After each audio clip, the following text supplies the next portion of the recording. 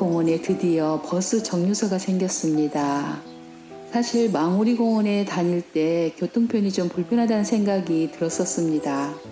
그런데 버스 정류소가 생겨서 이제 누구나 쉽게 망우리 공원에 오를 수 있게 되었습니다.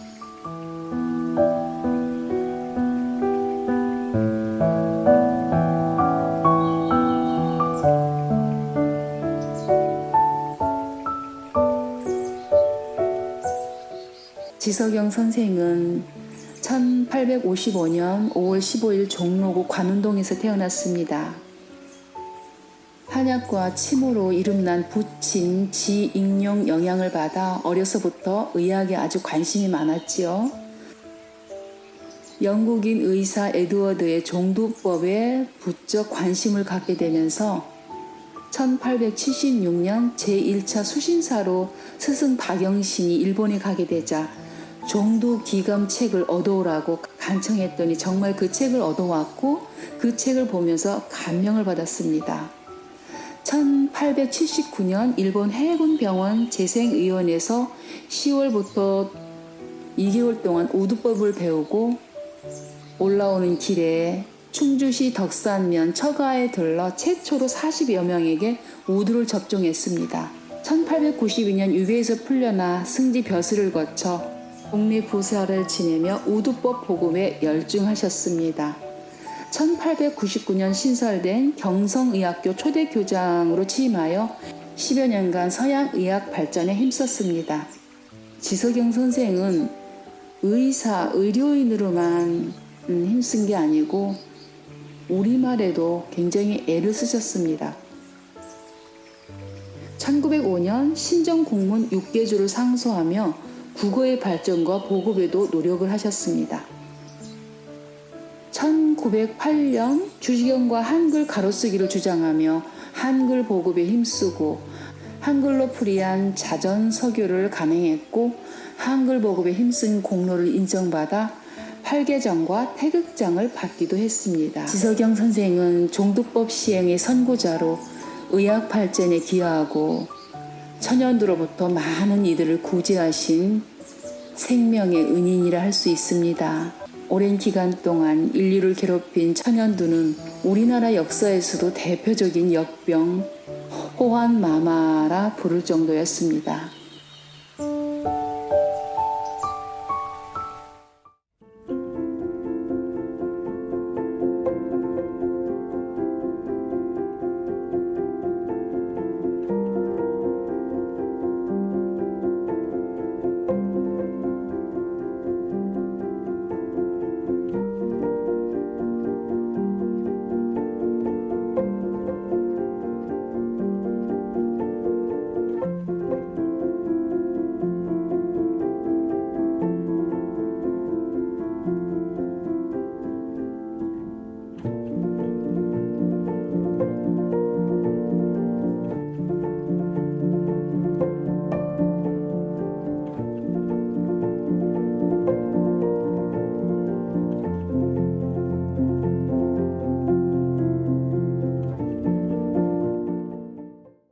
오세창을 수식하는 단어들은 많습니다. 망우리 공원 홈페이지에 들어가면 애국지사로 수식합니다. 오세창은 1919년 3.1운동 때 기미 독립선언서에 서명한 민족대표 33인의 한 사람인 독립운동가입니다. 애국지사죠. 젊었을 때는 역관으로 한성순보 기자를 겸한 방문국 주사로 군국기무처 총재비서관으로 관료 생활도 하셨던 분입니다. 일제강점기에 우리나라 유명 명필가들의 필적을 모은 근묵은 물론 서화인명사전이라고 할 수 있는 근역 소화증을 편찬한 오세창은 서화가이며 수집가였습니다. 오세창을 만나러 가는 망우리 공원의 길은 계절의 빛을 고스란히 전해주며 이따금 한강의 풍광도 눈에 띄어 가는 길에 피로를 느끼지 않게 합니다. 패널에서 오세창의 위치는 가장 오른쪽이지만 그를 만나려면 왼쪽 순환로로 걸어가는 게 낫습니다. 동락천 약수터를 지나고 방정환 묘소를 지나면 문일평 오세창을 안내하는 화살표가 나옵니다. 오른편으로 난 새길을 올라가면 왼쪽에 문일평 묘가 있고 그 오른편에 오세창의 묘가 있습니다. 묘소는 소나무 한 그루가 햇빛을 가리며 묘소를 지키고 있고, 오른쪽 비석에는 당대 서예가인 김응현의 글씨로 오세창 묘라는 글씨가 있고요. 전응진, 참, 손재형 전이 표시되어 있습니다. 묘소 앞 상석지로는 누군가 심어놓은 극락조화가 방문객들을 반깁니다. 새가 날개를 편 듯한 극락조의 모양이 선생이 평소 펼치고자 했던 우리의 꿈을 얘기하는 듯 합니다.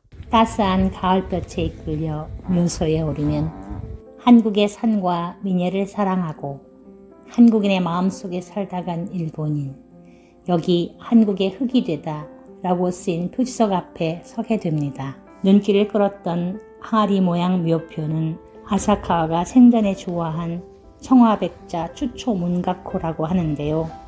그의 형 아사카와 노리다카가 아사카와 탁의 일주기 때 세운 조각품이라고 합니다. 조선 도자기의 신이라 불리는 형 아사카와 노리다카에게 조선 도자기 파편을 구해 보내주어 연구하게 하였고, 아사카와 다쿠미 조선 자기 사랑에 이끌려 한국의 민예에 눈을 뜨고 민예 운동가가 된 야나기 무네요시와 조선 민족 미술관을 세우고 2조 도자기 전람회를 개최하기도 했습니다. 숲을 빼앗긴 조선으로 온 아사카와 다쿠미는 조선의 민둥산을 푸르게 하는 것이 소명이라 여기며 한국의 살림을 위한 연구에도 큰 족적을 남겼는데요. 자연상태 흙의 힘을 이용하는 노천 매장법으로 조선 오육성의 종자싹을 키우기도 했고, 잣나무의 양묘 시기를 3년에서 1년으로 앞당겨 잣나무 사방 사업을 펼쳤는데, 대한민국 인공림의 37%는 잣나무로 심어져 있다고 합니다. 선생은 그의 저서인 조선의 소반 서문에서 피곤에 지쳐있는 조선이여, 다른 사람의 흉내를 내기보다 지니고 있는 중요한 것을 잃어버리지 않는다면 멀지 않아 자신의 찬 날이 올 것이다. 이것은 공의에만 국한된 것이 아니다 라는 충고를 하였습니다. 조선의 산천을 다니며 만난 피곤에 지친 조선인들에게서 조선의 독창성을 발견하고 조선인들이 그것을 잃지 않기를 바라는 안타까운 선생의 마음이 느껴집니다.